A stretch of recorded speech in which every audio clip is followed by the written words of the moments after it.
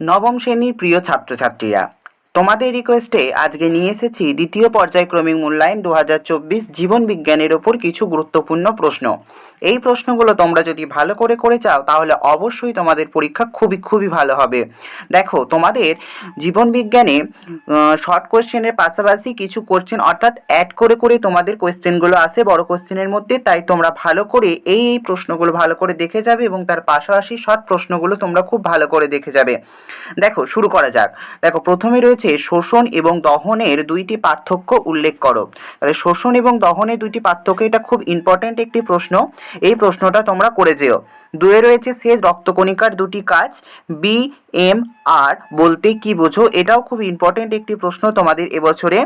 চারে রয়েছে ক্রেবস চক্রকে TCA চক্র বলা হয় কেন? সেটা তোমরা করবে।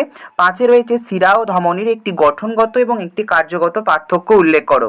এখানে কিছু সম্পূর্ণ নাম দেওয়া রয়েছে। ছয়ে দেখো COPD, NADPH, ATP, PGA, এইগুলো সম্পূর্ণ নাম তোমরা ভালোভাবে করে যাবে।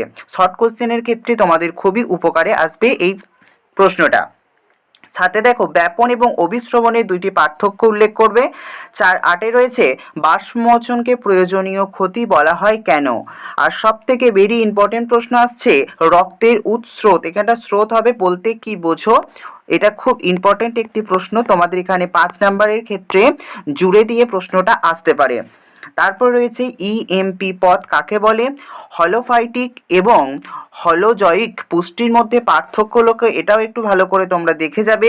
12ই রয়েছে সালোক সংশ্লেষ কাকে বলে? আর সালোক সংশ্লেষ প্রক্রিয়ায় সূর্যালোকের ভূমিকা উল্লেখ করো। এটা তোমরা 5 নাম্বারের ক্ষেত্রে খুব ভালোভাবে করে যেও, অবশ্যই এটা কমন পাওয়ার চান্স অনেকটা বেশি। তার পরবর্তীতে রয়েছে সবাত শোষণ এবং অবাত শোষণের তিনটি পার্থক্য উল্লেখ করো। তোমাদের 14 এবং 15 যে প্রশ্নটা উল্লেখ করেছি 5 নাম্বারের ক্ষেত্রে, এই প্রশ্নের মধ্যে তোমাদের 100% গ্যারান্টি সহকারে তোমাদেরকে বলছি এই ছবি দুটো তোমরা একটু ভালো করে দেখে যেও। এই ছবি দুটোর মধ্যে অবশ্যই তোমরা কমন পাবে। মানব হৃৎপিণ্ডে লম্বচ্ছেদের একটি চিত্র এঁকে 4টি অংশ চিহ্নিত করো, বা 5টি অংশ যে স্কুলে যেরকম দেবে সেটা তোমরা ভালো করে যাবে। আর 15 দাগে রয়েছে নেফ্রনের চিত্র এঁকে প্রদত্ত অংশগুলি চিহ্নিত করো। এই দুটো প্রশ্নের মধ্যে অবশ্যই তোমাদের আসবে। তারপরে দেখো 16 দাগে রয়েছে ফটো ফসফোরাইলেশন বলতে কি বোঝো? রক্তের শ্রেণীবিভাগে তাৎপর্য করো। ঠিক আছে, এই প্রশ্নগুলো তোমরা একটু খুব ভালো করে যেও। আর কমন পেলে অবশ্যই আমাকে কমেন্ট সেকশনে গিয়ে কমেন্ট করে অবশ্যই জানিও তোমাদের পরীক্ষা কেমন হয়েছে, আর কোন সাবজেক্টের তোমাদের সাজেশন লাগবে অবশ্যই আমাকে কমেন্টে জানাও। ধন্যবাদ।